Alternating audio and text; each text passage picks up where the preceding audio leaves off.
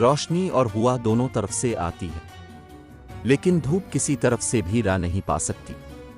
اس صورتحال سے بیک وقت دو باتیں معلوم ہوئیں۔ ایک یہ کہ زندہ رہنے کے لیے وہ نہایت محفوظ اور موزوں مقام ہے، کیونکہ ہوا اور روشنی کی راہ موجود ہے، مگر دھوپ کی تپش نہیں پہنچ سکتی۔ پھر اندر سے کشادہ ہے، جگہ کی کمی نہیں۔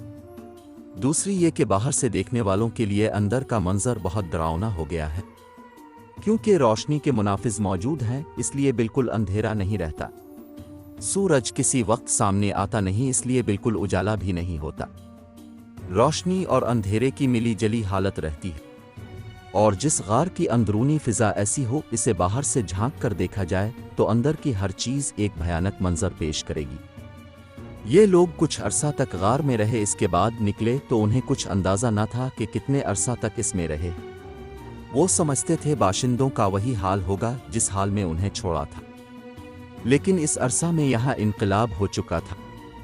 اب غلبہ ان لوگوں کا تھا جو اصحاب کہف ہی کی طرح خدا پرستی کی راہ اختیار کر چکے تھے۔ جب ان کا ایک آدمی شہر میں پہنچا تو اسے دیکھ کر حیرت ہوئی۔ اب وہی لوگ جنہوں نے انہیں سنسار کرنا چاہا تھا، ان کے ایسے متقد ہو گئے کہ ان کے غار نے زیارت گاہ عام کی حیثیت اختیار کر لی، اور عمرہ شہر نے فیصلہ کیا کہ یہاں ایک ہیکل تعمیر کیا جائے۔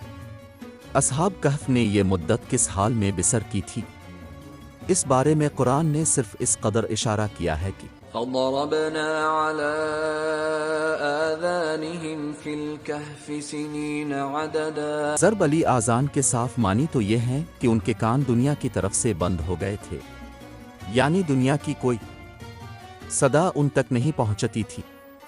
لیکن مفسرین نے اسے نیند پر محمول کیا ہے، یعنی ان پر نیند طاری ہو گئی تھی، اور چونکہ نیند کی حالت میں آدمی کوئی آواز نہیں سنتا، اس لیے اس حالت کو ضرب علی الاذان سے تعبیر کیا گیا۔ اس تفسیر میں اشکال یہ ہے کہ عربی میں نیند کی حالت کے لیے ضرب علی الاذان کی تعبیر ملتی نہیں، لیکن وہ کہتے ہیں یہ ایک طرح کا استعارہ ہے۔ گہری نیند کی حالت کو ضرب علی الاذان کی حالت سے تشبیہ دی گئی۔ اصل یہ ہے کہ اصحاب کہف کا جو قصہ عام طور پر مشہور ہو گیا تھا وہ یہی تھا کہ غار میں برسوں تک سوئے رہے، اس لیے یہ کوئی عجیب بات نہیں کہ بعد کو بھی اس طرح کی روایت مشہور ہو گئی۔ عرب میں قصہ کے اصلی راوی شام کے نبطی تھے، اور ہم دیکھتے ہیں کہ اس قصہ کی اکثر تفصیلات تفسیر کے انہی راویوں پر جا کر منتہی ہوتی ہیں جو اہل کتاب کے قصوں کی روایت میں مشہور ہو چکے ہیں، مثلاً ضحاک اور سیدی۔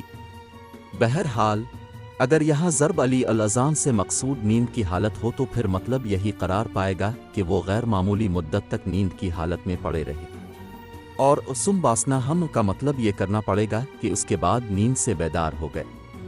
یہ بات کہ ایک آدمی پر غیر معمولی مدت تک نیند کی حالت طاری رہے اور وہ پھر بھی زندہ رہے، طبی تجارب کے مسلمات میں سے ہے، اور اس کی مثالیں ہمیشہ تجربے میں آتی رہتی ہیں۔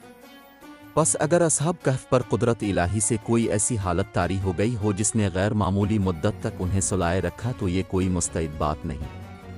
البتہ قرآن حکیم کی تصریح اس بارے میں ظاہر اور قطعی نہیں ہے، اس لیے احتیاط اس میں ہے کہ ہضم اوائیں کے ساتھ کچھ نہ کہا جائے۔ وَتَحْسَبُهُمْ أَيْقَاظًا وَهُمْ رُقُودٌ۔ میں اس صورتحال کی طرف اشارہ کیا ہے جو نزول قرآن کے وقت تھی، جو حالت اس غار کی ایک مدت تک رہی۔ اس سے معلوم ہوا کہ انقلاب حال کے بعد اصحاب کہف نے غار کی گوشہ نشینی ترک نہیں کی تھی، اس میں رہے یہاں تک کہ انتقال کر گئے۔